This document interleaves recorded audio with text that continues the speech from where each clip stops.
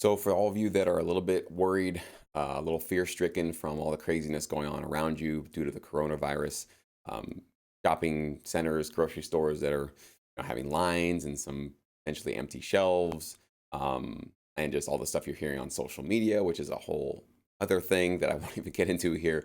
But there's a lot of misinformation, a lot of fear mongering, and a lot of just panic advertising essentially happening out there, not even from companies, from people that are trying to panic each other. So I know it seems like the world is coming apart at the seams, and it's like, what's going on right now? It's a little kind of crazy that and it happened so fast, right? But I wanted to just share my perspective of how I'm not losing my cool, how I'm not panicking, and how I'm actually very. I just see this as actually going to be a very positive thing for all of us. I know it's going to be scary and uncomfortable, and it's going to be an inconvenience. Um, I understand all that. I don't want to minimize it, but I do. Maybe I'm eternally the optimist, but I do think that this is actually much more of a realistic perspective that I have for this particular situation. And I want to share it with you guys, okay? So that if I can help reassure you a little bit more about that we're going to get through this, it's going to be okay. And in fact, there's going to be some incredible opportunities and some brand new businesses, technologies, and just a whole new way of doing things in our world that's going to come. It's going to be birthed out of this. And in some ways, I see this entire situation as a birth. Birth is messy. There's a lot of yelling. There's a lot of fear. There's a lot of pain. But what comes out of it is a brand new, beautiful baby, right? And so there's always going to be a beautiful end to the story. So, but during the birth, it's a little crazy, right? So I think that's what we're kind of going through right now. But I do believe on the other end of all this, which will come soon enough, you're going to see some incredible things. So I want to share with you what I'm seeing, what I'm looking forward to, why I'm very optimistic about the situation. And hopefully this would kind of reassure a lot of you guys that are not feeling that way. Okay. So when we're going through this entire coronavirus situation and the just the hysteria and the manic stuff going on out there, you have so much power in your own mind as far as what you want to focus on. Because just like before all this stuff hit, you also had the same power of you want to just focus on all the negatives of life and all the things that are scaring you and that you should be worried about. Or you can focus about what you love about life and what's motivating and exciting to you and what might be a solution to a potential problem. It's always the half glass, a glass is half full, half empty. You've always had that choice, and you still have that choice right now. And in fact, that choice is much more important right now, especially in a time when most people seem to be losing their minds and they're just giving into fear and panic, right? So, in times of crisis, like we are right now, this is the time when heroes and millionaires, now billionaires, are made. Okay. If you look back through all of the rough, turbulent times in our history, especially here in the US, but also around the world, it's usually in those down times, those sort of like uncertain times, that a lot of smart people make great decisions. A lot of heroes do some very courageous things, and some really beautiful things get done actually in these times of crisis. It's kind of like a test. Like a diamond could only be made under extreme pressure. Same kind of thing going on right now. There's a lot of pressure on us. So this usually is going to bring out the best in people. I know you can say, no, no, no. People are going to do terrible things. They're going to do awful things, and they're going to, certainly that's going to happen. But there's going to be just as many people that do some very heroic and very smart things in these, in these challenging times that we're in right now. So you get to decide what you want to focus on. And in this video, I'm going to go through. Let's see, I have 4 different categories. I'm going to show you where the fear focus could be if you want to just focus on the fear, and what the solution focus could be if you want to focus on that. Okay. And what you're going to notice is there's a little bit of a common theme between all of the fear points are, like what you're looking at, compared to what the solution focus is going to be. And I'm going to point that out as we go through each one. And it's why I don't believe that I'm some sort of a naive optimist. I think I'm actually being realistic here. I think that this is actually a realistic point of view because I'm looking at where we are and what's actually happening. And I think the fear perspective is looking to the future of what could happen, but it's not happening. This is not something that's certain, and it's not something that's happening right now. So there's a lot of living in the future, right? Of like constantly worrying, well, what if, what if, what if? And that's not helping you deal with the situation right now. And it's certainly not helping you take advantage of this, I think, a huge opportunity right in front of you. I think actually some businesses, some people are going to benefit massively from the situation. I want all of you to be one of those people, okay? You don't have to follow the crowd and panic and worry about everything and just kind of hunker down and not take advantage of the situation. I think there's a lot of things you guys can be doing. It's going to set you up for a lot of success moving forward, okay? Let's talk about the virus itself, okay? So obviously the virus does exist. There has been cases, there has been deaths.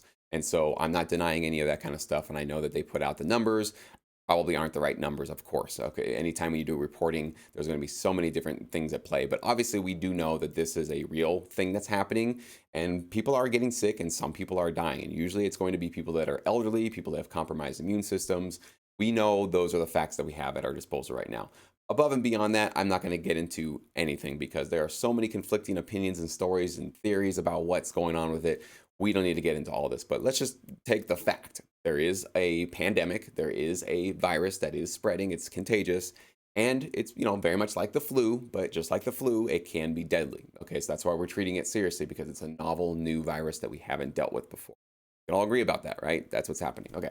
So the fear, of course, is that you just focus on the fact that this is super contagious, it can kill people, it's hopeless, it's all over, we're all going to die, or at least a big chunk of us are going to die, and that's it. It's basically there's no reason in even trying to do anything, or I'm going to just basically just panic because I think that that's going to be the inevitable future, what's happening. Again, this is a future, you're living in the future that's not happening right now. You're putting yourself in a sort of a hypothetical worst case scenario in the future. And so how do you think your decisions today are going to be impacted by that? You're probably not going to make the smartest decisions, or it's going to put you in a sort of state of just closing yourself off to looking for solutions and opportunities because you're just so worried and fearful of it that it's putting you in this very, very negative state of mind. Okay.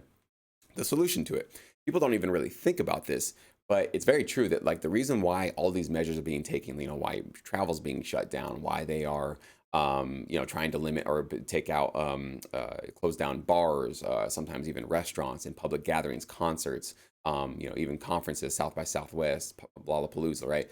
The reason why all these kind of very drastic measures are being taken is not because we currently have in mass this virus problem yet. We're doing all this so that we can prevent. We don't have the problem yet, right? We don't have it yet. So we're doing all this to prevent the problem from coming here, right? So I think a lot of people are thinking that it's already here. It's already. The reason why we're doing this is we've got a little bit of a head start on many other countries. Thankfully, I know some other countries don't have the head start that we do. I wish you guys all the best. I love you guys. I hope you guys, do well and do your best with this really, really, terrible situation. But here in the U.S., at least, we are preparing. This is preparing for a storm, essentially, right? And so we're trying to prevent any possible or minimize the impact that this will have on us and our people, right? So I think some people are getting ahead of themselves and thinking that it's already here. Oh my gosh, oh my gosh. We're taking all these measures to prevent the problem from even coming, which I know still feels like as if it is the problem itself. And that's why your mindset makes such a big deal. It's such a difference maker, because if you're panicking and worried and just making all these crazy decisions that you probably wouldn't be making if you didn't feel this in the air, you might regret all those decisions later on because you realize, what, it wasn't the virus I was reacting to, it was just the kind of the feeling in the air, basically. And that's kind of what I was doing. And that's what a lot of people are living kind of in this future. Now, I'm not going to blame anybody for doing that. That's what we do as human beings. Our brains are wired to look for potential threats in the future. That's how we're here. We survived with these instincts. So I feel these kind of fears. I see those kind of things, and I definitely go. I'll hear something, or somebody will tell me something that's very worrying. But it's, again, you don't have any proof of that. That's a future projection. We're not there right now, so I'm going to deal with where we are right now. That's what I'm going to do.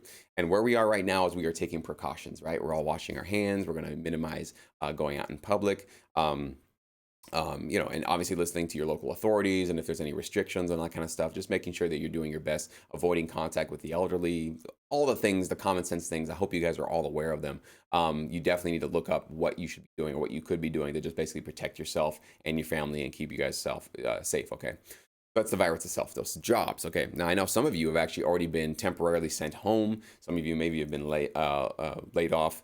There's a lot of, service-based industries, because their business depends on people being gathered in large groups of numbers, that they're just temporarily closing their doors for a couple of weeks. And I know some of them are giving them to the end of March. Some of them are a little longer than that. So it just depends on where you are. So of course, that's happening. That's the fact, right? The fear, though, is people are saying, okay, that's it. Great Depression 2.0. It's here. Unemployment rate's going to 50%, 75%. It's over. It's going to be the purge all over again. This is terrible. And there's no way this is ever going to bounce back. Okay. So you can focus on that, but that's the future.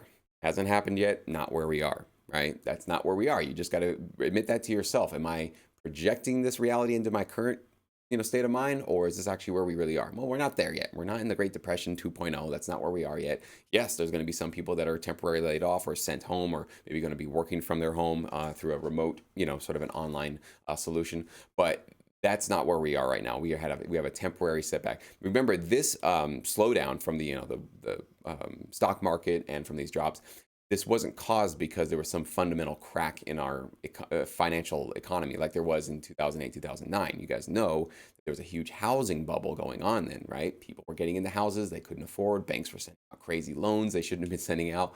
We had a big problem underneath the entire economy that created this massive collapse, okay?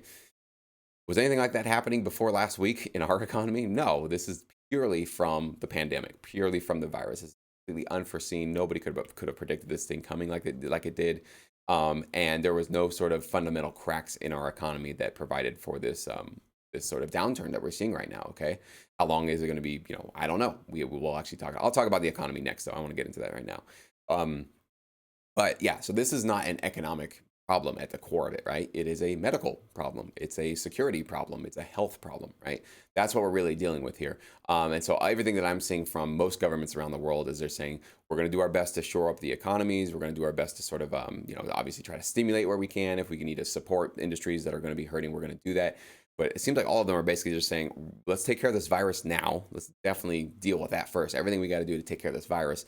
We know the economy is bumping right back up as soon as this is over. And I believe that. I absolutely do believe that because I don't see any evidence to the contrary that as soon as this is over, people are just going to go, well, I don't know if I want to get back into the economy. Why wouldn't you? I mean, what is the signal that you don't think we have a very strong economy right now? I mean, unemployment is very, very low. We have record highs going everywhere.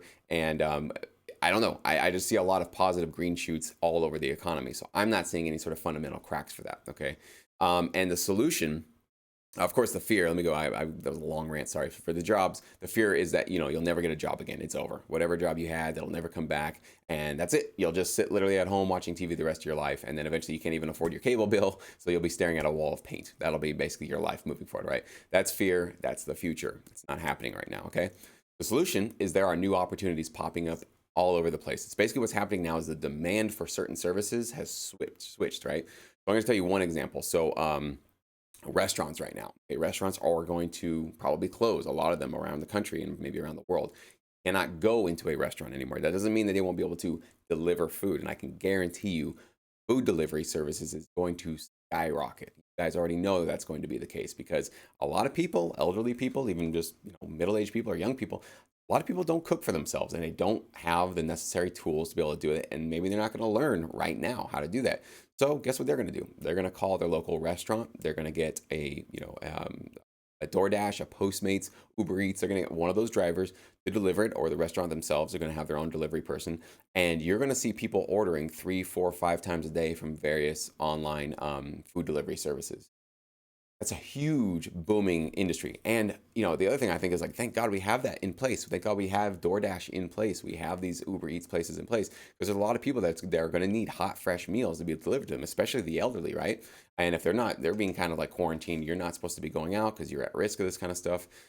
And they already have it. I don't know if you guys have already seen. I do use DoorDash, and DoorDash has already put out this thing where we have an option now. You can click on it to say no contact delivery. So that means that the driver just pulls up, leaves the bag on the porch or on the front doorstep, and walks away. And there's no person-to-person contact.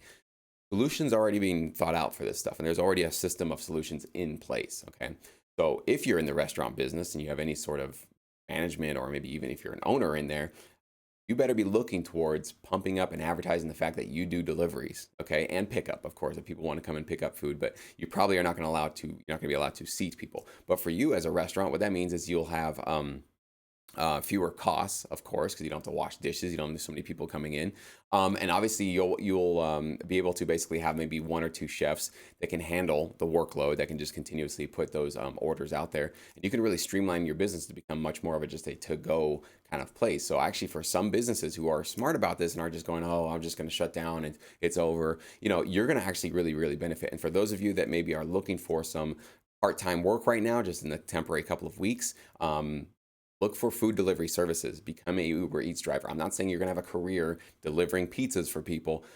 But if you want to, keep the money coming in and you want to see an opportunity to be constantly busy, I think right now is a great time and it's a necessary and I'd say mandatory to stay busy. Okay. The worst thing you can do right now is sit around on your couch watching the news, being freaked out about what's going to be happening. So stay busy, look for those opportunities. That's going to be something that you can. I was basically just sharing that with everybody in Sync Academy. I was like, if you have temporary layoffs, if you don't have work right now, go sign up to be a driver with one of those companies. If you don't have a car, see if you can borrow a car from a friend and just pay them some sort of a fee, or just say, hey, if you're not going to be going out anyways because you're going to want to be staying home, just let me borrow your car. I'll bring it back to you whenever you need it. We'll figure out a solution for that. So look for solutions. Look for a way to actually get through this thing, okay? And not just fold your hands and feel sorry for yourself or just wallow in the worry and the pity of it. There are going to be big opportunities out there for those of you that need to just get through this time and also profit further on into the future, okay?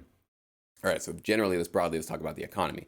So yes, many public businesses, service-based businesses are going to be temporarily shutting down. Of course, schools, all that kind of stuff, okay? So I just go through that.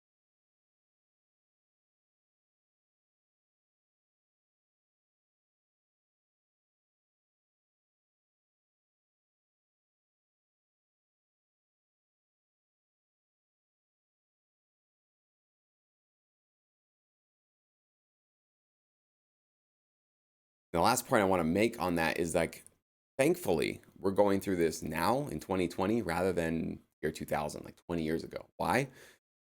At least we have the internet right now, right? At least we have these services available. We have an infrastructure where I know a lot of like conferences and meetings are being canceled, but the smart companies are going, no problem. We'll turn it into an online event. You come in, we'll live stream it. We can do Q&A. We can chat with people. We can create things online that we couldn't do 20 years ago. 20 years ago, there's no social media. There's no live streaming. There's none of this stuff that could actually be a supplement, a replacement for in-person services, right? Restaurants, concerts, that kind of thing, socializing, right? We have social media now. So yes, it's not as great to be locked at home and not being, not seeing your friends and hanging out socially, of course, but at least you have Facebook, at least you have email, you have Twitter, you have Instagram. You can be fairly social still, sitting at home, waiting it out for a couple of weeks. We can do that now, right? Thank God we have that, right? Some people, nobody's thinking about that. Everybody's just like, oh my God, it's terrible. It's awful. We have to be self quarantined and this and that. Yes, that's not ideal. It's an inconvenience. But look at all the solutions we have in our fingertips to be able to get through this kind of a tricky situation. I just, that's where we are. I'm not trying to be, I don't think I'm being like wildly optimistic or trying to see something that's not happening. This is what we have right here. So let's be very thankful and take advantage that we have these really cool tools. One thing that's happening for me through this whole thing is that I'm just becoming much more grateful for everything that I have. Food tastes better, water is great, coffee is awesome, internet connection, just having like a hot, warm shower, every little like nicety that I've taken for granted. I think I'll be honest with you guys, I've taken a lot of this stuff for granted. This whole situation is making me much more thankful for all the stuff around me, everything that I have. Okay. And I hope it's doing that for you too. That's why I see this as a positive thing. It's a growth opportunity for many of us to try to become more humble, more grateful for what we really do have in our lives, and obviously to value our friends and family and value people above things, right? And above our just objects, the things that we kind of get sucked into. So I'm just thinking that this is going to be a very positive thing for us socially, for our relationships, and for our mental health. It's going to be really, really great. Okay. Last but not least, let's talk about the music industry. So I know many of you might be giggers, you tour, and you guys have already heard that concerts and gigs are being temporarily shut down, suspended, postponed, all that kind of stuff. That's the fact. That's where we are now, right? So we always start with the fact. Okay. Fear is that's it. That's the end of all income for touring musicians. They're all going to be broke. There's no hope for them. It'll never come back. We'll never have live concerts again. All of our favorite bands and artists will never be able to make money, so they're never going to make any more music. And that's the end of the music industry, right? You see that is future thinking. We're projecting about all this stuff that has not happened and is not happening right now, okay? Solution: smart artists, smart concerts, smart promoters, smart venues. Just like with the economy and everybody else, they're basically turning their business more online and more virtual. Okay, so imagine your favorite band. I was just thinking about this today. How much would I spend if my favorite band, which is Seven Dust, by the way, if you guys never caught that before, but Seven Dust out of Atlanta, Georgia. I think they're from Atlanta. Just a hard rock band. I've loved them since 2003 or something like that. If they put out a live VR jam session, even if you didn't have to have goggles to participate, but it was just a 360, you could watch them play an entire concert, but just in a jam room, right? And then hear them hang out and joke around and talk in between their songs, or even better, let me watch them write a song, right? Like be in the studio, they're coming up with riffs, they're talking back and forth. This guy over here, he's drinking a soda. This guy's talking about what he wants to do on the song, like, and I can be kind of a fly on the wall in that room. Oh, I'll pay some money to be a part of that, especially if it's a band that I'm invested in, that I love, that I want to be a part of. Okay. So smart artists and bands, the people that used to be making most of their money on tour, got to adapt. You got to look at these new technologies. You can do streaming, you can do VR, you can do a whole bunch of cool stuff. We haven't even seen a tenth of the incredible like magic that's going to be coming from artists and bands and musicians because of this. Again, when you have pressure, when you are forced to change, it brings out human beings have this incredible way to adapt and innovate very quickly. So you're going to see some incredible new things you didn't even think were possible in terms of sharing music and musical experiences with your fans. So if you're an artist and if that was a big part of your income and you're really worried about that, no time to waste. Get busy. You have a lot of work to do. You should start reinventing your business model. You should be thinking about how you're going to start to monetize with these new online platforms. Okay. And you can do it. Most of these tools, if not all of them, are at your fingertips. You can get these things. You can still order stuff on Amazon if you need to get a 360 camera, if you still need to get, if you need to get live streaming equipment, you need to get a webcam or whatever it is. This stuff is still available to you. You can absolutely get that. There's no shortage of supply on any of that stuff. Okay. So you should absolutely start thinking about, start thinking about that and start taking action. Now, fortunately for us here in the sync industry, I see this as a massive boom, right? Because as you guys maybe caught my last video, more and more people are going to be staying home for the next couple of weeks and months. And when you're home, you're watching TV, you're playing video games, you're streaming shows, you're watching movies, right?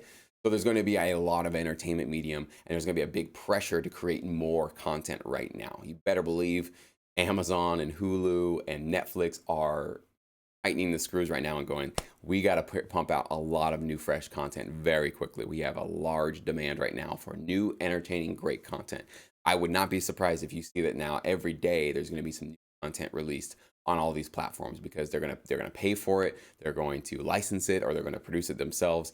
But whatever it is, they know that there's going to be a big pent up demand for people watch this kind of stuff. So I actually think you're going to see also a big boom in the television and film industry right now too. There's going to be a lot of people that start putting out, and probably a lot of creative stuff too, a lot of new stuff that you didn't think could have been created, or new kinds of content that you didn't think could be possible, that you didn't expect to be entertaining or something like that. But you'll find a lot of that stuff will start to come out now, as people are going to be a little bit more homeward bound, looking for entertainment, right, and things like that. And as a side note on that, I do want to say this is my little 2 cents of advice about if you are going to be home for a while and you do watch some, again, if you're a music producer, you shouldn't be watching a lot of TV or a lot of movies. You should be working right now. You got a lot of time to work.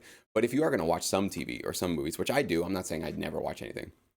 I would recommend right now, don't watch horror movies. Don't watch, a lot of movies with death and violence and killing and a lot of stressful plot points. You probably, especially since you have plenty of that in your real world right now, you might want to stay more to lighthearted content. Maybe nature documentaries are really fun, or historical documentaries are really interesting. Comedies, I think comedies are probably going to be the top of my list as far as what I want to watch, because again, you're choosing what you feed into your consciousness right now. So what I want to feed into my consciousness is positive, funny, educational, uplifting, optimistic things. Okay, I want to keep my mind in that place. I don't want to be consumed by fear, and that's why I am heavily limiting my social media consumption. I almost am not looking at it at all.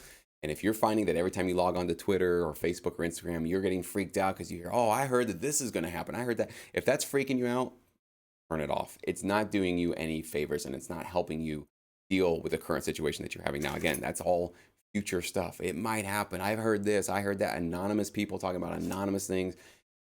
99% of it, if you guys ever look back in history on any of these these crises or panic moments, you remember, if you're old enough, you know how much misinformation and rumors and just dumb stuff. Remember, I don't know if you guys remember, I remember after 9/11, because I'm from Northern California, a lot of fear in the air, a lot of like, oh my gosh, these two buildings just went down, they got the Pentagon, where are they going next? And I remember it was just like, okay, I lived up in Northern California where we had the Shasta Dam, which basically is a massive supplier of water for the rest of the state. So the biggest fear was that's going down first because they're going to destroy that dam, and then the rest of the state is going down with it. And I know wherever you are in the country, you heard the same story about whatever important feature or a landmark in your town. You've heard the same story, right? And so there was just all of this fear spread instantly. And again, I'm not blaming people for doing it. It's just part of our nature as human beings to try to look out for any potential threats. 99% of it was false, right? Almost all of it was just complete fear mongering and rumors and people just getting ahead of themselves, right? So let's learn from that, right? So if there's a lot of weird, very scary things being said on social media and like, oh, I heard this is going to happen, I heard that's going to happen, you haven't heard it from an official like in your government, or you haven't heard it from somebody, then that's just all conjecture. Okay, I'm not saying don't prepare and have some food, have some water, protect yourself, protect your family, do whatever, take whatever precautions you feel give you that ease of heart to go like, okay, I'm prepared, I'm good to go, we're gonna be okay. If you don't feel that way, take those necessary measures. If you need to get some more food, go get some more food. If you need to get some more water, if you whatever it is you need to get protection, get whatever it is you feel you need to do to make sure that you feel more confident about where you are in your situation. Okay, so I don't want to minimize any of that kind of stuff. I've done that for myself. I feel prepared and I feel confident that whatever happens, I'm going to get through it. I'm going to protect the people that I love and we're going to be okay. Okay. But if you don't feel that way, rather than just sitting and wallowing in that fear, go take action, right? Get the things that you need, prepare in any way that you possibly need to. Okay. And there's a lot of, again, we have the internet. There are people that will teach you how to prepare for these kind of situations online. Okay. There's YouTube videos. There's people online. There's people on Patreon. There's a lot of people that will actually teach you this kind of stuff. If you're completely like, I don't even know what to do. Okay. You have a solution. Internet, YouTube. There's lots of great people out there that are teaching this kind of stuff. And most of it actually absolutely for free. There's a lot of great stuff here on YouTube that you can actually find. So take advantage of what you have in front of you. Don't give into despair. Look for the opportunities, and let's learn from past, situations like this where most people made the wrong choices. They sold their stuff, didn't think it was going to come back. A lot of bad information out there, right? But again, in these times of crisis, let's be the smart ones that become heroes and millionaires. That's really, I mean that literally. I'm not talking about this figuratively. I really do mean that, like, if you can help create a sense of reassurance and calm, cool, collective mindset for your family or for your environment, you need to be that hero right now. You need to be that leader. Become that person, okay? Even if you don't feel like it, fake it. I'm giving you permission to fake it. You might not feel it. Start saying the words you know you should be saying to people to tell them it's going to be okay. Let's not overreact. We're going to get through this, okay? Become that person right now. You will be very thankful in a couple of weeks that you had that mindset, or at least that you put yourself into that mindset, forced yourself into that mindset, rather than being one of the people that lived in hell basically for a couple of I feel very sorry and sad for a lot of people that are going to be glued to the news and glued to social media, freaking themselves out on a daily basis for the next couple of weeks. I really am sad for them. And I don't, most people probably won't obviously see this video. So I can't do much about that. But those of you that are watching this video, I hope that I can steer you away from that. And maybe you can steer some of your loved ones away from that. It's not helpful. It's not healthy. I just see this as something that could be a very, very positive opportunity for all of us. So I hope you guys take that from this video. Let me know your guys' thoughts. What's happening in your world? What's happening in your mind? Are you still consumed by fear even after watching this video? Are you getting a little better at it? Have you never given into the fear, but you feel prepared? Like, I want to know kind of where you guys are mentally and emotionally. That's really something I want to know. So please do leave a comment below, and we'll keep this conversation going. We got some great stuff coming up for you here on this channel and through my podcast. So definitely stay tuned.